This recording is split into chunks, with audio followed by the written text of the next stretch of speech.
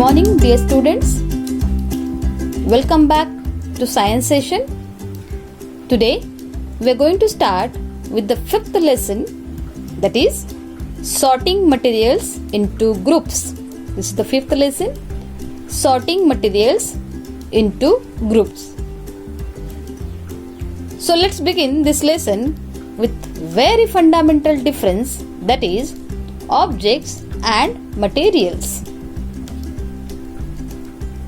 An object is a thing that is made of one or more material. An object is a thing that is made of one or more material. If you start looking around you, you will find a variety of objects like bag, cupboard, table, chair, pencil, bottle, utensils, car, etc. So all of these are objects, right? Moving ahead towards material. A material is a substance which is used for making things. Yes, a material is a substance which is used for making things. So when we talk about material, anything that is used to make an object is the material. So it can be wood, it can be plastic, it can be glass or metal. Here you can see a pencil. So pencil is an object, right? And rubber, metal, wood and graphite are the materials. So I hope you all are very clear about object and material. So let's understand the concept of grouping. The concept of grouping. Placing or sorting similar things together is called grouping. Placing or sorting similar things together is called grouping. Very simple, right? So children, if we go to a store in the market, we will find that the various objects being sold in the shop are arranged in the group on the shelves. All kinds of soaps are placed together at one place and all types of biscuits are placed together at another place. Other objects like pulses, spices, dry fruits, chocolates are placed in their respective places in the shop. So students, the advantage of placing the various objects group wise is that it becomes very easy to locate a particular object in the shop. Yes, very true. So the process of grouping things on the basis of their similarities and dissimilarities is called classification. So we'll move ahead towards very important topic, grouping based on properties of material. Yes children, this is a very important topic, grouping based on properties of material. So in this chapter we will learn about ways of grouping things or materials based on characteristics such as, one by one we'll see, roughness, second luster, third transparency, fourth solubility, fifth flotation, sixth attraction towards a magnet, next conduction of heat, and the last one conduction of electricity. So we will study one by one. The first one is roughness. One way of grouping materials is by grouping them as rough or smooth. By grouping them as rough or smooth.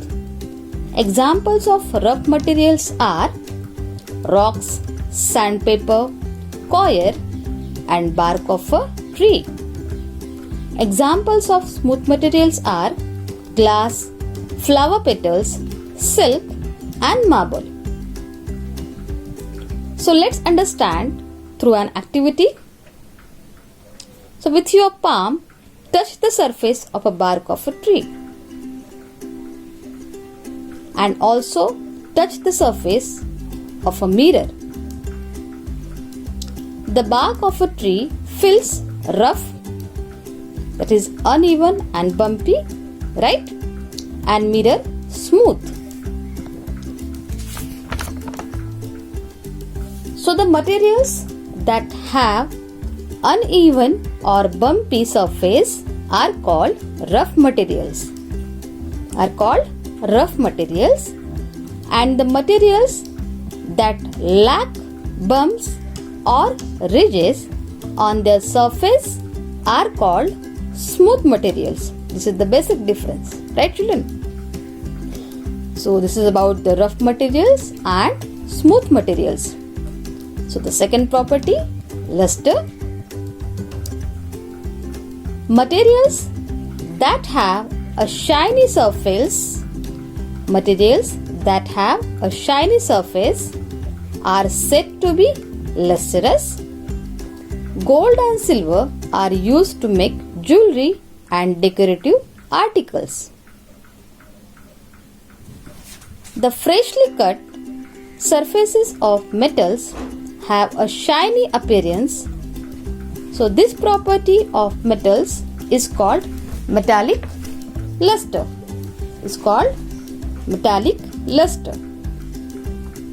Let's see about non-lustrous materials. Non-lustrous materials means that those materials which do not have luster, that is shiny surface.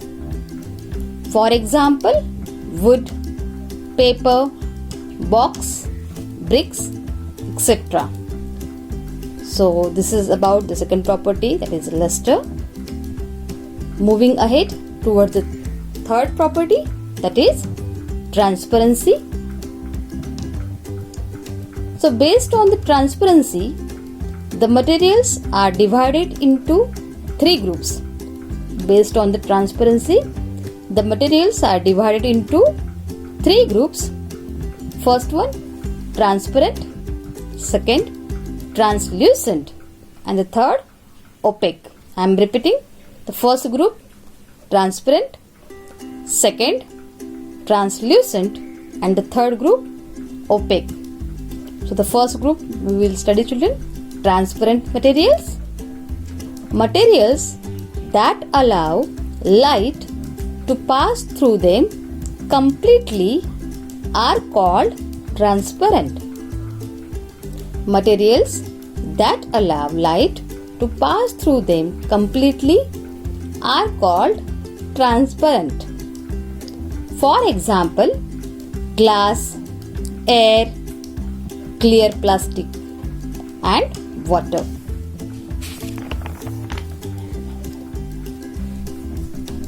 Second one, materials that do not allow light to pass through them are called opaque. I am repeating, materials that do not allow light to pass through them are called opaque. For example, wood, iron, rock, book, etc. So these are the examples of opaque materials. And the last group, that is translucent. This is the last group, that is translucent. So let's see about the translucent. Materials that partially allow light to pass through them are called translucent. I am repeating children. Materials that partially allow light to pass through them are called translucent. For example, oily paper, frosted glass and colored water. Right?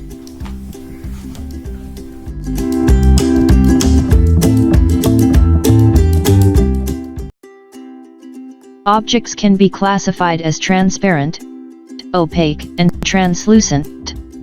The objects through which light can pass are called transparent objects. Glass, water, and air are the examples of transparent objects. We can see through transparent objects because light passes through them. The objects through which light cannot pass are called opaque objects. Wood, metals, concrete, ceramics, and fibers are opaque objects. We cannot see through opaque objects because light does not pass through them. The objects which allow some of the light to pass through them are called translucent objects. Frosted glass, tissue paper, etc., are the examples of translucent objects. Things behind translucent objects cannot be seen clearly, they look blurred. This is because light cannot pass through them completely. Activity time. Students, during online session, we will be doing an activity. For that, you need one transparent water bottle, one colored water bottle, and one steel water bottle. Keep it ready for Zoom session. Okay, so it's time for revision. Today we have learned difference between object and material, concept of grouping, and the very important topic, that is properties of material.